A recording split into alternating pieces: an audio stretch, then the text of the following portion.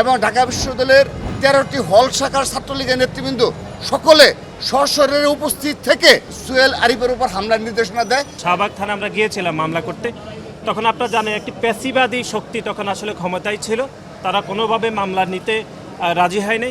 যারা প্রকৃত আসামি এবং যারা ফ্যাসিস্টের দোসর ছিল ছাত্রলীগের সন্ত্রাসীদেরকে আইনের মাধ্যমে গ্রেপ্তার করার দাবি জানা। 1.5 যুগেরও বেশি সময় ধরে প্রত্যেকটি শিক্ষাঙ্গনে বিশেষ করে হলগুলোতে ছাত্রলীগের সন্ত্রাসীরা যে ভয়ের রাজত্ব কায়েম করেছে।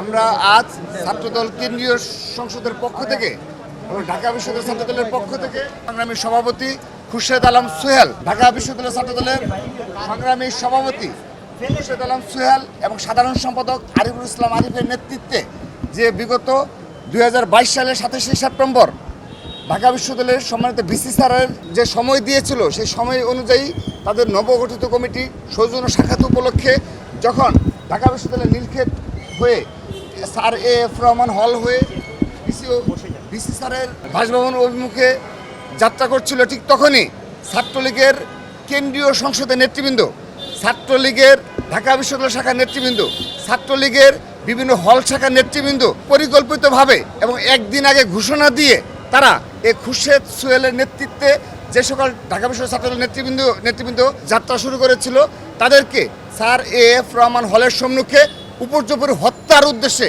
দেশীয় অস্ত্র নিয়ে সশস্ত্র হামলা করেছিল। সেই হামলার ফুটেজ প্রতিটি টেলিভিশন চ্যানেলে রয়েছে এবং সকল প্রিন্ট এবং ইলেকট্রনিক মিডিয়ায় পরের দিন সেটি সর্বোচ্চ গুরুত্ব সহকারে ছাপা হয় এবং সব ধরনের ডকুমেন্টস আমাদের কাছে রয়েছে। অর্থাৎ ঢাকা ছাত্রলীগের কেন্দ্রীয় সংসদের নেতৃবৃন্দ এবং ঢাকা বিশ্ববিদ্যালয়ের ছাত্রলীগের নেতৃবৃন্দ এবং ঢাকা বিশ্ববিদ্যালয়ের 13টি হল শাখার ছাত্রলীগের নেতৃবৃন্দ সকলে সশরীরে উপস্থিত থেকে সোহেল আরিফের উপর হামলার নির্দেশনা দেয় এবং সেখানে প্রায় 3 শতাধিক ছাত্রলীগের নেতৃবৃন্দ সশস্ত্র হামলার নেতৃত্ব দেয় আর বাকিরা পাশে থেকে নির্দেশ দেয় এবং বিষয়টি মনিটরিং করে এবং ক্যাম্পাসের সংলগ্ন এলাকায় যে সকল ছাত্রদলের নেতৃবৃন্দ ছিল সকলের উপর হামলা করে। সেই প্রেক্ষাপটে আমরা আজ সুবিচার পাওয়ার আশায় আদালতে এসেছি। ছাত্রলীগের সে সকল নেতৃবৃন্দের নামে মামলা হয়েছে এবং কি হয়েছে আমি মূল ঘটনাটা 2 মিনিটে শেষ করে দিচ্ছি। হামলায় সরাসরি হত্যার উদ্দেশ্যে হামলা চালানো হয় এবং একজন প্রায় দুইজন জীবন মৃত্যু সন্ধিক্ষণে ছিল, আইসিইউতে ছিল 3 জন, এর মধ্যে 2 জনকে ডাক্তাররা বলেছিল যে কোনো সময় তা নিঃশ্বাস ত্যাগ করতে পারে। কি হলো, বিগত 15.5 বছর ছাত্রলীগ এই ছাত্রদলকে ঢাকা বিশ্ববিদ্যালয় সহ সকল ক্যাম্পাস থেকে বিতাড়িত করে রেখেছিল। তারই ধারাবাহিকতায় যেন ছাত্র দলের নবগঠিত কোনো কমিটি সৌজন্য সাক্ষাৎ করার জন্য ভিসি স্যারের সাথে সাক্ষাৎ করতে না যেন পারে এবং ঢাকা বিশ্ববিদ্যালয়ের ক্যাম্পাস সহ বাংলাদেশের কোনো ক্যাম্পাসে ছাত্রদল যেন সামান্যতম তাদের যে রাজনৈতিক অধিকার, তাদের যে গণতান্ত্রিক অধিকার, তাদের যে একজন সাধারণ শিক্ষার্থী হিসেবে অধিকার, সেই অধিকার ভোগ করতে যেন না পারে সেজন্য এই হামলা চালানো হয়েছিল। বিগত 27শে সেপ্টেম্বর 2022 সালে ঢাকা বিশ্ববিদ্যালয় ছাত্রদলের নবগঠিত সোহেল আরিফ কমিটি ভিসি প্রক্টরের সাথে সৌজন্য সাক্ষাতের জন্য যাওয়ার প্রাক্কালে নীলক্ষেত মুক্তি ও গণতন্ত্র তরুণ হতে স্যার এফ রহমান হলের সামনে পৌঁছালে ছাত্রলীগ সন্ত্রাসী কায়দায় হত্যার উদ্দেশ্যে লাঠিসোঁটা দেশীয় অস্ত্রশস্ত্র সজ্জিত হয়ে ছাত্রদলের নেতৃবৃন্দের উপর পরিকল্পিতভাবে হামলা করে।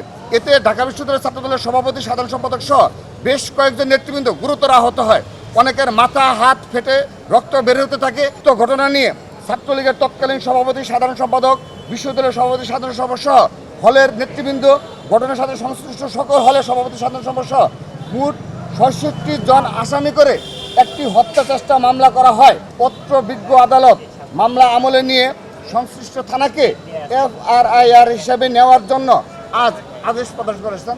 সবাইকে ধন্যবাদ। 22 সালের 27 সেপ্টেম্বর এই ঘটনাটি ঘটেছিল তৎকালীন বাংলাদেশ জাতীয়তাবাদী ছাত্রদলের পক্ষ থেকে এবং ঢাকা বিশ্ববিদ্যালয়ে আমাদের তৎকালীন যারা নেতৃবৃন্দ ছিল তখন আমরা আমাদের অধীনস্থ যে থানা শাহবাগ থানা আমরা গিয়েছিলাম মামলা করতে, তখন আপনারা জানেন একটি পেশিবাদী শক্তি তখন আসলে ক্ষমতায় ছিল, তারা কোনোভাবে মামলা নিতে রাজি হয়নি। সেজন্য এখন যেহেতু একটি উন্মুক্ত জায়গায় তৈরি হয়েছে, একটি আইনের শাসনের দ্বার উন্মুক্ত হয়েছে, সেজন্য আজকে আমরা বিজ্ঞ আদালতে মামলা করেছি। আদালত আমাদের আবেদনে সন্তুষ্ট হয়ে তারা মামলা রুজু করেছেন এবং এফআইআর করেছেন। আমরা যেটি মনে করছি সেটি হচ্ছে যারা প্রকৃত আসামি এবং যারা ফ্যাসিস্টের দোসর ছিল ছাত্রলীগের সন্ত্রাসীদেরকে আইনের মাধ্যমে গ্রেপ্তার করার দাবি জানাচ্ছি এবং একই সাথে আইনের মাধ্যমে তাদের সর্বোচ্চ শাস্তি প্রদানের জন্য আমরা মাননীয় আদালতের প্রতি আমরা বিনীত অনুরোধ রাখছি। আমরা 5ই আগস্টের ছাত্র জনতার যে গণ অভ্যুত্থান হয়েছে, গণ অভ্যুত্থানের মাধ্যমে আমরা একটি যেই পরিস্থিতি বিরাজমান হচ্ছে, সেখানে বাংলাদেশ জাতীয়তাবাদী ছাত্রদল অতীতে সাধারণ শিক্ষার্থীদেরকে সাথে নিয়ে যে রকম পরিবেশ তৈরি করতে সক্ষম হয়েছে, সেরকম পরিবেশ আমরা রাখতে চাই। একই সাথে সাথে সাধারণ শিক্ষার্থীদেরকে আমরা এই বলে আশ্বস্ত করতে চাই, বাংলাদেশ জাতীয়তাবাদী ছাত্রদলের 5 দশকের যে পথচলা, এদেশের গণতান্ত্রিক ব্যবস্থাকে উন্নত করার জন্য, স্বাধীনতা সংগ্রাম রক্ষা করার জন্য, একই সাথে সাথে সাধারণ শিক্ষার্থীদের অধিকারের জন্য বাংলাদেশ জাতীয়তাবাদী ছাত্রদলের পথচলাকে আমরা দীর্ঘায়িত করতে চাই। এবং গত 1.5 যুগেরও বেশি সময় ধরে প্রত্যেকটি শিক্ষাঙ্গনে, বিশেষ করে হলগুলোতে ছাত্রলীগের সন্ত্রাসীরা যে ভয়ের রাজত্ব কায়েম করেছে, পিটিয়ে মানুষকে মেরে ফেলেছে, দর্শন, গুম, খুন, হামলায় যে জড়িত ছিল, সেগুলোর বিচার দাবি করছে। এবং আগামীতে সাধারণ শিক্ষার্থী বান্ধব যে ক্যাম্পাস বিনির্মাণে বাংলাদেশ জাতীয়তাবাদী ছাত্রদল কাজ করছে, এবং প্রত্যেকটি হল এবং ক্যাম্পাসগুলোতে যে গেস্ট রুম কালচার, গেস্ট রুমের নামে যে নির্যাতন, জোর করে মিছিলে নেওয়া আসা, যাবতীয় যে নেগেটিভ রাজনীতি ছিল, সেগুলো চিরতরে বন্ধ করার জন্য বাংলাদেশ জাতীয়তাবাদী ছাত্রদল সাধারণ শিক্ষার্থীদের পাশে থাকবে এবং একটি সুখী, সমৃদ্ধ এবং আগামীর বাংলাদেশ বিনির্মাণে বাংলাদেশ জাতীয়তাবাদী ছাত্রদল সাধারণ শিক্ষার্থীদেরকে পাশে চাই। আসলে আজকে তো আমরা এসেছি শুধুমাত্র ছাত্রলীগের যে বিগত 15.5 বছরের হত্যাযজ্ঞ চালিয়েছিল বিভিন্নভাবে, সর্বশেষ কমিটি নিয়ে আমরা তাদের অপকর্ম নিয়ে আমরা আজকে মামলা করেছি। এর আগে যে যারা নেতৃত্বে ছিল তাদের অপকর্ম নিয়ে কোনো মামলা করা হয়নি। তো আপনি যে প্রশ্নটি করেছেন যে এই মুহূর্তের বাস্তবতা, তো লক্ষ্য করে দেখুন যে 5 আগস্টের যে বাস্তবতা, সেই 5 আগস্টের পরে বাংলাদেশের একটি নতুন বাংলাদেশের দিকে যাত্রা শুরু করেছে। সেগুলোতে বিশ্ববিদ্যালয়ের ক্ষেত্রেও গুণগত মান পরিবর্তন হচ্ছে। আমরা আশা করি শিক্ষার ক্ষেত্রেও গুণগত মান পরিবর্তন হবে, গবেষণা ক্ষেত্রে আরও বেশি বাজেট বরাদ্দ দেওয়া হবে এবং বিশ্ববিদ্যালয়গুলো গবেষণা খাতে এবং শিক্ষার মান অধিকতর উন্নত করবে। আমরা সেই প্রত্যাশা করছি এবং ছাত্র রাজনীতির গুণগত পরিবর্তন হয়েই এই ক্যাম্পাসে নতুনভাবে ছাত্র রাজনীতি থাকবে। এখন হ্যাঁ, সাধারণ শিক্ষার্থীদের যে ইমোশনটা যে রয়েছে, যে 15.5 বছরে এই ছাত্রলীগের এই হত্যাযজ্ঞ, এই নির্মম নির্যাতনের কারণে যে ধরনের ছাত্র রাজনীতির প্রতি একটি অনীহা চলে এসেছে, একটি ভিন্ন দৃষ্টিভঙ্গি নিয়ে সাধারণ শিক্ষার্থীরা ছাত্র রাজনীতি দেখে থাকে। আশা করছি অতি শীঘ্রই এই ছাত্রদল, আমরা যে বিগত 22 তারিখে ঢাকা বিশ্ববিদ্যালয় ক্যাম্পাস খোলার পর থেকে আমরা যে পজিটিভ ছাত্র রাজনীতি শুরু করেছি, আমরা যে মধুর ক্যান্টিন, গেস্ট রুম, হাকিম চত্বরের শোডাউন, মোটরসাইকেল বহর শোডাউন, সব কিছুকে আমরা পুরোপুরি বর্জন করেছি এবং ছাত্র রাজনীতি থেকে এই অভিধানগুলি ইনশাআল্লাহ বিলুপ্ত করবে ছাত্রদল। সেই অভিপ্রায়ে আমরা ঢাকা বিশ্ববিদ্যালয়ে যাত্রা শুরু করেছি।